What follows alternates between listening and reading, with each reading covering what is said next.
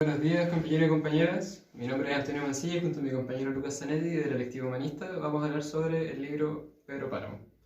Bueno, y nosotros para hablar de este lo dividiremos en cuatro segmentos. Primero hablando del autor Juan Rulfo, para después hablar sobre la secuencia narrativa del cuento. Después hablaremos sobre los elementos del realismo mágico en cual está basado este libro. Y para concluir, hablar sobre una crítica reflexiva acerca de este. Entonces, disfruten. Secuencia narrativa. Vine como ala porque me dijeron que acá vivía mi padre, un tal Pedro Páramo. Mi madre me lo dijo, y yo le prometí que vendría a verlo en cuanto ella muriera. Le apreté sus manos en señal de que lo haría, pues ella estaba por morirse, y yo en un plan de prometerlo todo. No dejes de ir a visitarlo, me recomendó. Se llama de este modo y de este otro. Estoy seguro de que le dará gusto conocerte. Entonces no pude hacer otra cosa sino que decirle que sí lo haría. Y de tanto decírselo, se lo seguí diciendo, aun después de que mis manos les costó trabajo zafarse de sus manos muertas. De esta manera comienza el libro Pedro Páramo. Cuando él iba de camino, se encontró a un señor que lo guió hasta Comala, el cual también resultó ser hijo de Pedro Páramo. Le enseñó la media luna, que era la tierra de Pedro Páramo, y sobre lo injusto de no haber heredado nada a pesar de tener su apellido. Le contó que su padre había fallecido hace muchos años, y le mostró el camino hacia la casa de doña Diada, y le diría que iba de parte de Abundio. Llegó a casa de Diada, ésta lo trató muy amable, y le comentó que gracias a Dolores, la madre de Juan, sabía que él iba a hospedarse en su casa. Pero era muy extraño, ya que la madre de Juan estaba muerta, al igual que Pedro Páramo. Era imposible que alguien le hubiera dicho tal noticia. Pedro Páramo dedicaba sus pensamientos a Susana, a recordar momentos de la infancia de esta mujer. Él estaba enamorado. Una vez su madre intentó que saliera del baño mientras él dedicaba sus pensamientos a Susana. La señora de Dubilles le comentó a Juan que tuteaba porque lo consideraba como un hijo para ella. Le habló sobre el día del matrimonio de su madre, doña Dolores, con su padre Pedro Páramo. En la noche, Dolores le pidió que se acostara con su esposo, ya que Inocencio Osorio, el conocido provocador de sueños, que con sus supuestos poderes también se aprovecharía de abusar de las mujeres, le había dicho que no se podía unir con nadie, porque esa noche era una luna brava. Por esta razón doña Dubilles se acostó con Pedro Páramo, pero él estaba tan cansado que ni llegó a tocarla, tan solo entrecruzaron las piernas. Justo un año después de esto nació Juan Preciado, del estómago de su madre Dolores. Se escuchó que se acercaba un caballo a lo lejos, y era el caballo de Miguel Páramo, el hijo reconocido de Pedro Páramo. Este caballo siempre se sintió culpable por la muerte de su amo. Miguel Páramo iba a visitar a su amada en Contla, y al tomar un atajo para llegar más rápido, se cayó de dicho caballo, tras intentar saltar la cerca. El padre de Miguel Páramo le pidió a Dubilles que ayudara a enterrarlo. El padre de Rentería también lo ayudó, a pesar de que estos habían discutido múltiples veces, ya que Miguel Páramo asesinó a su hermano y violó a su sobrina. El sacerdote Rentería en un momento dado hizo una reflexión de todo lo que había hecho y pensaba en que al final los ricos eran los que les daban alimento. También reflexionó sobre el no haberlo perdonado a doña Dubilles por haberse quitado la vida. Hubo una gran discusión entre Toribio y Pedro Páramo, pero las propiedades de tierra. Luego Fulgor Sedano, su administrador que estaba además encargado de toda su economía, le informa además a Pedro Páramo que tiene muchas deudas con distintas familias, en especial con los Preciados. Pedro Páramo le hizo muchos cumplidos a los ojos de Dolores Preciado, intentando conquistarla, y luego su administrador le fue a pedir su mano, tal y como Pedro se lo pidió, y ella lo aceptó, pero pensó que era algo apresurado por ser en 2 días. Pero sin embargo Dolores Preciado aceptó la propuesta de matrimonio. Pero aún así, a Pedro Páramo todavía tenía muchas deudas sin pagar, y Toribio Aldrete quería colocarle los límites de su territorio, y Pedro Páramo lo demandó por robo de propiedades.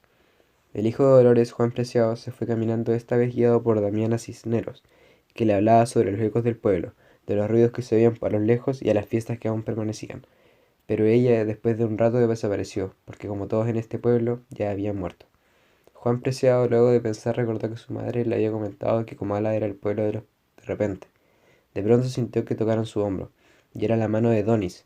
Dicho hombre se acostaba con su hermana, y por esto el sacerdote del pueblo no los quiso perdonar, así como tampoco perdonó a todas las almas que estaban por allí penando. Donis, luego de platicar con Juan, le hizo la promesa a Juan Preciado que el siguiente día lo iba a guiar hasta donde él había llegado. La hermana de Donis vio a Juan Preciado dormir mientras temblaba, ya que él se había quedado a dormir con la pareja de hermanos, pero no temblaba por enfermedad, sino que Juan Preciado solo temblaba del miedo que tenía. En un momento que los hermanos salieron de la casa, entró una extraña señora, que buscaba algunas mantas, y Juan Preciado aún no temblaba de pánico. Donis fue en busca de un becerro, y su hermana le dijo que él aún no regresaría. Le dio de comer a Juan. Al irse a dormir con la hermana de Donis, sintió tanto calor que sintió que le faltaba el aire. Se levantó y corrió hacia la plaza en donde murió ahogado, muerto de miedo. Esto le habló de su compañera de tumba, Dorotea, que le había matado todos los murmullos. Murió en la plaza tratando de encontrar compañía en muchas personas muertas. Murió cuando éstas le pedían que rogaran por ellos. Cuando la tierra estaba húmeda, las voces de los muertos se despertaban. Pero habló Susana, que nadie fue al velorio de su madre, por miedo al contagio de la enfermedad. Luego habló un muerto que había asesinado a Pedro Páramo, por venganza del asesinato de su padre. Cuando Susana la llevaba al cementerio, Pedro Páramo lloró y sufrió mucho, ya que él amaba más que a ninguna. Este desalojó a las personas y quemó todo. Mucha gente comenzó a irse de Comala, y los que se quedaron lo hicieron con la intención de heredar pedazos de tierra, y deseaban la muerte de Pedro Páramo. Susana era considerada como una loca, ya que le temía a la oscuridad y llamaba a Florencio, su único amor. Este alcanzó a comulgar antes de fallecer, y cuando falleció se apagó la luz de la ventana donde dormía. Cuando murió sonaron todas las campanas, y todo se volvió una fiesta, en vez de luto. Esta hizo molestar a Pedro Páramo, y por eso juró vengarse. Esperamos que esto sea una motivación para poder terminar el libro. No les contaremos el final para que ustedes puedan terminarlo por su propia cuenta. Biografía del autor. Juan Nepomuceno Carlos Pérez Rulfo Vizcaíno, mejor conocido como Juan Rulfo, fue un fotógrafo, guionista y escritor mexicano que hizo parte de la generación del 52. Fue uno de los escritores más reconocidos de Latinoamérica en el siglo XX, ya que en sus obras mostraba una mezcla de realidad y fantasía, desarrollada en espacios o escenarios mexicanos, personajes interactuando con gran variedad de problemas socioculturales. Nació el 16 de mayo de 1917 en Sayula, estado de Jalisco, en México. Vivió en la pequeña población de San Gabriel, pero las tempranas muertes de su padre, asesinado en 1923 de un disparo en la nuca, y de su madre en 1927, obligaron a sus familiares a inscribirlo en un internado en Guadalajara, la capital del estado de Jalisco. En 1933 quiso ingresar a la Universidad de Guadalajara, pero al estar en huelga decidió trasladarse a la Ciudad de México en 1934. Desde ese mismo año, Rulfo, misántropo, retraído, solitario, de pocas palabras, tras no conseguir ingresar a la carrera de Derecho ni a la de Filosofía y Letras, trabajó en la oficina de inmigración de la Secretaría de Gobierno y escribió en diversas publicaciones, entre ellas la revista América, en donde escribió su primer cuento. Desde 1938, Juan Rulfo viajó por regiones del país en comisión de servicio de la Secretaría de Gobernación, cultivando su pasión por la cultura y la antropología de su país. Por entonces comenzó a publicar sus cuentos más relevantes en revistas literarias.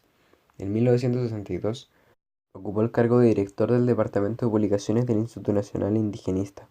En 1970 fue galardonado con el Premio Nacional de las Letras de México y en 1983 recibió el Premio Príncipe de Asturias de las Letras.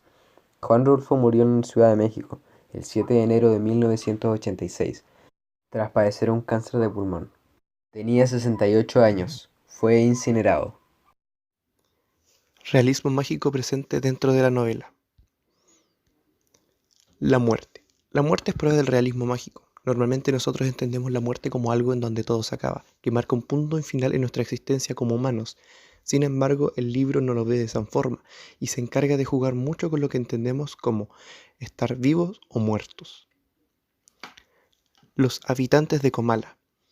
La gente que habita este pueblo afirma que lo recalcado en el punto anterior es obvio. Que hayan fantasmas es un hecho que algo que para nosotros sería inconcebible, salvo en una película o videojuego. Sin embargo, el libro lo usa y juega con esta idea. Comala en sí.